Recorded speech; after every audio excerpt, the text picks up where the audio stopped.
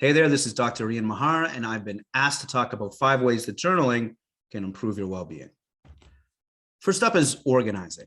Personally and professionally, a lot of my interest has been on how bad chronic stress can be for our mental health, especially when it comes to unpredictable stress.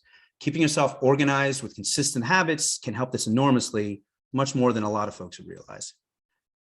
Next up is gratitude. There are a number of studies showing benefit from gratitude journaling, and it's something I've recommended to people, especially if they're struggling with the type of mental health issues that I've researched. I've bought gratitude journals for a number of people in my life and highly encourage people to try them out. Next is reflection. There's something mindful about reflecting pen to paper that gets lost digitally, especially because the latter lets us mindlessly copy paste or forward important tasks or opportunities for observation. Taking time for regular reflection is a mindful practice that I'd recommend to anyone. Next is tracking. Tracking healthy and unhealthy habits, as well as your mood and observations, incentivizes helpful activity while also allowing you to make observations about what really drives your well-being positively or negatively.